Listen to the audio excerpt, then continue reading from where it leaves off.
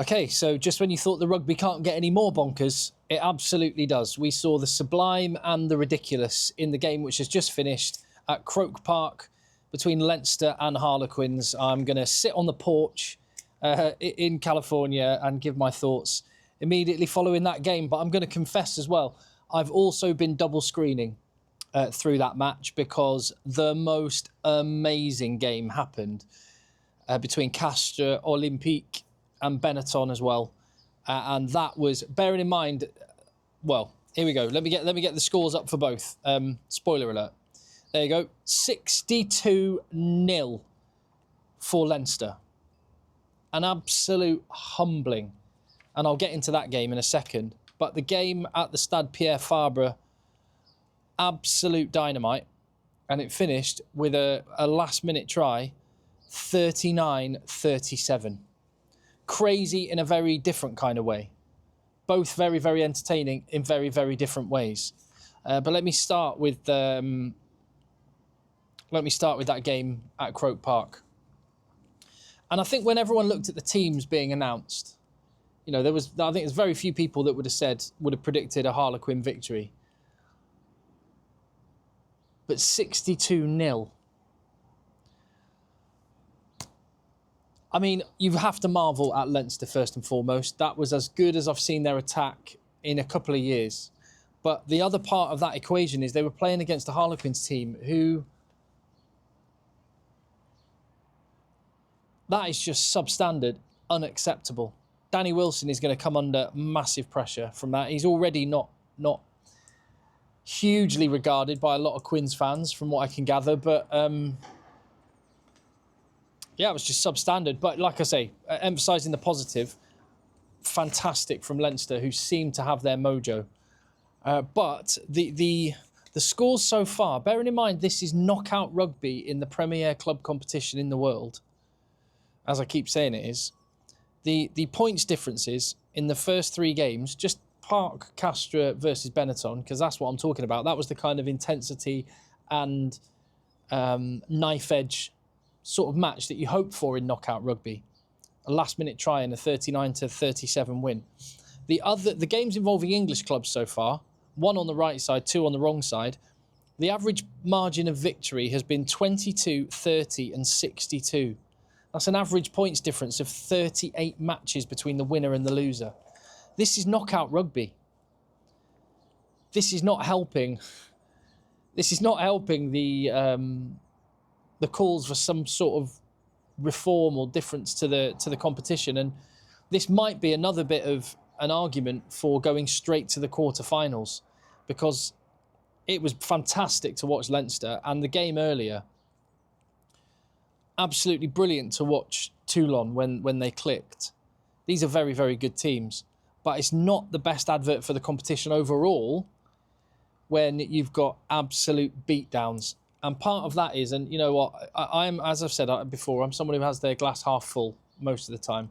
I have pointed out a little bit that I wonder whether in the Premiership, watching the Premiership, whether teams are playing and not giving enough time and effort into the defensive side of things, and it's getting a little bit too all-out attack and not focusing on the defence. And I think we saw some of the chickens come home to roost today, with Saracens and now Harlequins being absolutely blown away.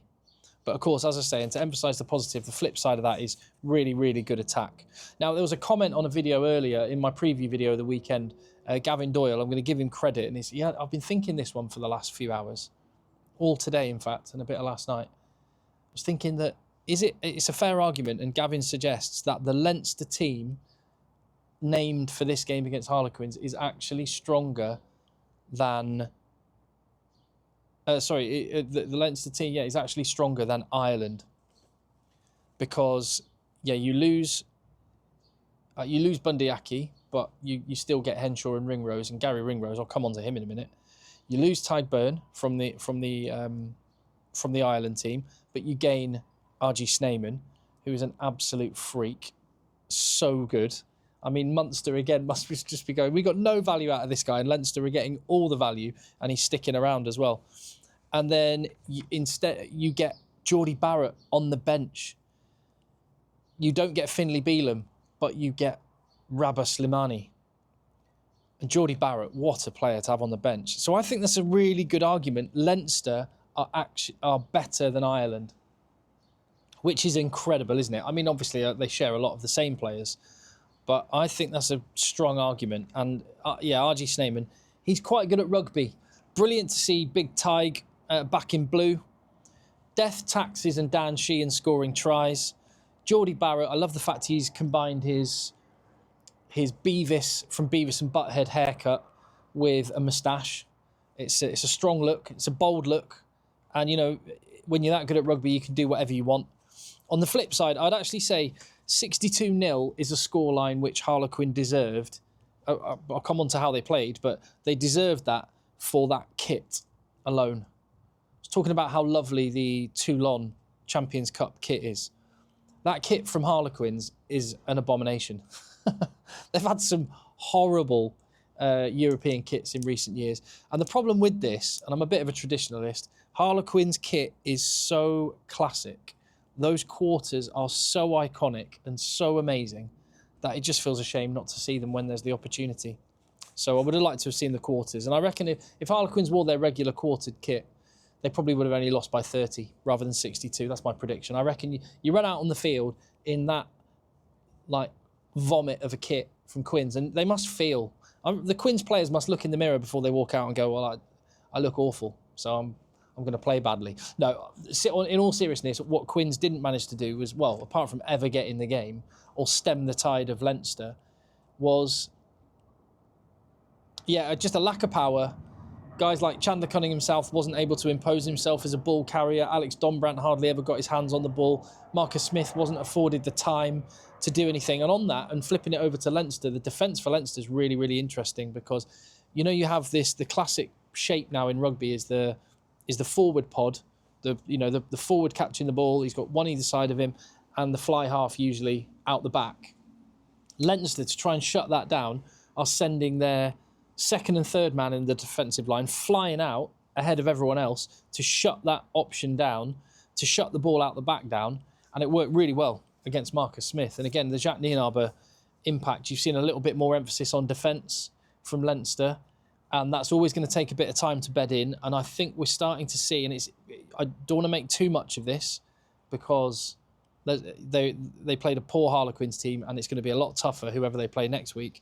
Probably Glasgow Warriors. We'll see about that later. But it feels like there's some mojo, there's some cohesion coming there. And to be fair, this is the money matches. And when you're planning a season, Leinster know they're going to do well enough to be in playoff contention in the URC. This is when you would be focusing on whether it's conditioning-wise, whether it's tactics-wise. This is when you would be thinking the plan comes to fruition. And it feels like it is coming to fruition. And I'm talking about the attacking side of the game. Sam Prendergast, he did some crazy things. There was one moment where they didn't score a try. One of the very few tries they didn't score. It was the filthiest attack. A little reverse pass from Prendergast, chip over the top and gathered by Geordie Barrett. And I was actually annoyed. It was a fantastic bit of defence. I can't remember which Harlequins player did the tap tackle. There's a little bit of me annoyed because it possibly robbed us of what would have been try of the season. It was awesome. But there were some filthy moments in attack. And what was crucial for Leinster, I think, and one of the big takeaways here is Leinster players who've maybe been underperforming a little bit in green during the Six Nations looked on top of their game. Josh van der Fleer, he was massive, absolutely huge. Gary Ringrose was just immense. And those two guys, two of the talismanic figures for Ireland who weren't really at their level, they looked like they were back there. I expected more from Quins. I mean, the try that Van der Fleer scored from the maul, it was just too easy. But again, I'll hand some credit to Leinster for that one. It had all the stuff you expect. It had a Joe McCarthy brain fart. It had a Dan Sheehan try. Josh van der Fleer just ending people. But what was really good is we haven't seen the same fluency from Ireland as an attacking force, but the angles, the attack, the shape, it was looking good. So, Harlequins limp out of the competition and Leinster march on. I guess the one danger for Leinster is is that going to be such a mismatch that it doesn't actually prepare them for what's going to be coming their way next week? We will see. As for the other game that happened at the same time, like I say, I was double screening this one. What a match. So good. It had everything, this game. Tries. It had a red card for Segure, the Castres centre, in the second half. It had 2 yellow cards after a bit of a fight broke out. The fans were absolutely loving that. It was quite funny. So the fans were all, they were sort of elevated from the pitch, and they were all shouting down as the fight was going on. These 2 yellow cards got given. Fans were loving it. It was like Roman Colosseum. A couple of gladiators going at it. And then the referee pulls them aside, gives 2 yellow cards and says, that was disgraceful. That was disgraceful. The fans were absolutely loving it. And I'm going to just admit it. I loved it. I loved it. All right, call me irresponsible, call me dangerous or whatever, but I know the referee has to say that like a schoolmaster, but I loved seeing it. A little bit of edge. And this was a game that went down to the wire, and you want that kind of spice and edge just bubbling under the surface. It felt like it could spill over at any moment, and that's because the intensity these 2 teams were bringing was amazing to watch. There were some brilliant tries. Tell you what, France have got so many good scrum halves, yeah, but they've got loads of brilliant fullbacks as well. Thomas Ramos, Romain Burros for Bordeaux, Melvin Jaminet for Toulon. You've got Leo Barret at Stade Francais. You've got, there's another one I'm missing, isn't there? Anyway, you also have Shabouni. This young lad for Castres Olympique looks so good. He scored a brilliant try. 2 tries for Remy Baget, who again, France have got so many brilliant wingers, but Remy Baget cannot be far off of the French team. So he's so good. And so loads of tries from back 3 players. When Paolo Adogwu scored in the second half after that red card and they went ahead, you thought, and they actually went 10 points clear. So Castres, red card, 1 man red carded, 10 points down, and they managed to come back. First from Ambadiang to make it 5 tries apiece. And then it was, so it was a 5-point game. And Castres were just knocking on the door. Line out in the 22 from a scrum pen. Then they got another penalty, got down to the 5-metre line, scrum, repeated scrum pens. Absolutely loved it. The drama at the death. I mean, it's worth watching this game again. If you were watching the Leinster game, I would recommend watching this game, or at least just watch the last 15 minutes. It was such drama. So Benetton were getting absolutely pumped at the scrum, and there was penalty after penalty after penalty, and you thought penalty try is coming. Then, and I'm not saying it was cheating, but then just so happened the guy that was getting pumped in the scrum, Spagnuolo, went off injured, and Thomas Gageot came back on, and the scrum got sorted again, and then Gageot appeared to have held up a try over the line. The scrum half, went for the try. Went for the try. Gageot heroically got underneath the ball, and looks like, with 2 minutes to go, that's it. Benetton have managed to survive all this onslaught in their 22. But the TMO came in and said high tackle from Gageot, with Fernandez trying to go for the try line. So he gets given a yellow card, gets taken off. Then Simone Ferrari comes on and plays on the wrong side of the scrum for him. He plays at loose head, he's a tight head, in order to stop them going down another man. Gageot's in the bin. Spagnuolo's injured, so he can't come back on.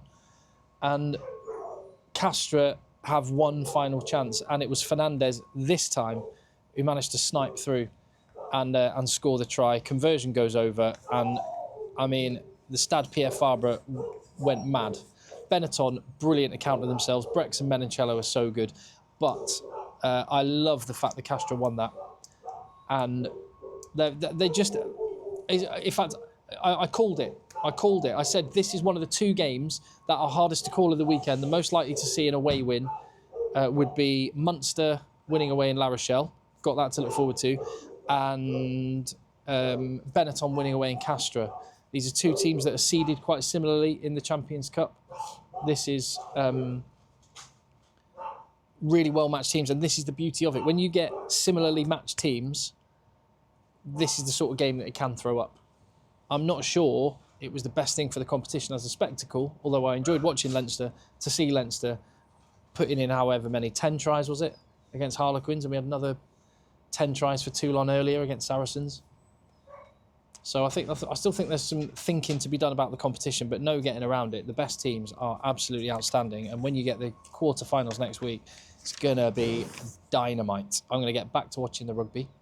If you appreciate the content on the channel, please give the video a thumbs up, hit subscribe. I'll see you on the next one.